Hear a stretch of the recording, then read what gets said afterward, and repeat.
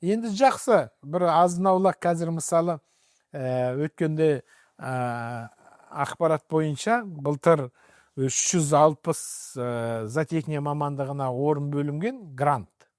Ветеринария мамандығына 1000 орын бөлінген. Олар игерген ветеринария. Ол игереді 1000 студентті 4-5 вуз бөліп алады жоғарғы оқу орындары. Ол мына Сейфуллин, Алматыдағы ұлттық аграрлық зерттеу университеті, Жаңғырхан университеті, Шәкәрім университеті, Әуезов университеті. Осылар мамандық дайындайды.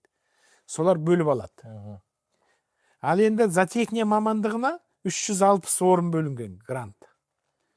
Соған тапсырып, соны ұтқан 70 адам ұтқан.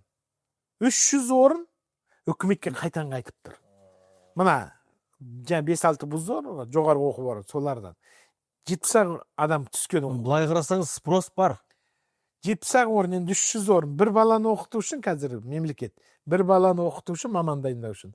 Енді мөлшерлеп айтайын, 1 миллион теңге жұмсап отыр. Bir баланы. Жылына. Енді сіз 350 миллион теңге қайтан қайтты маман. Спрос жоқ, кім тапсырмаған. Міне біз құрып барамыз да. Жақсы жарайды. 70 бала және түсті оқуға. Енді әркім 10 баладан 5 баладан бөліп алды деп есептеңіздер. Енді ол бала 4 жылдан кейін бітіреді ғой. Жаңа зоотехнияны ғана айтып отырмын. Ветеринар емес, сол саланы бітірді. Оны ана шаруашылық алмайды ғой. Шаруашылық өзі білгір ғой. Өзім туғызам, өзім өсірем. Маған саған ақша төлеп не аламын дейді. Енді 100 000 теңгеге ол зоотехник болып бара алмайды ғой. Оған бір дұрыстап төлемесе. Ол жас бала, әлі өсу керек, үйлену керек дегендей. Ол бір. Енді мемлекеттік жұмыс бар ма бізде? Мемлекеттік мысалы аудандық аудан округ дейміз ғой енді. Сонда әкім бар, округтың әкімі бар, әкімнің орынбасары бар, ветеринарлық врачтың штаты бар. Жаңа компьютерщик па бірдеңке система неме дейді? Айтишниктің орны бар. Охранның орны бар. Дворниктің орны бар. 6 штат. Зоотехник жоқ. Бірақ ол мал өсіріп жатқан ауыл ғой.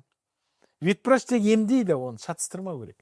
Айтишник ол охран оланнан күзетеді, анау сыпырады, әкім басқарады. Міне сол жерге штат ашқызу керек. Зоотехник деген штат.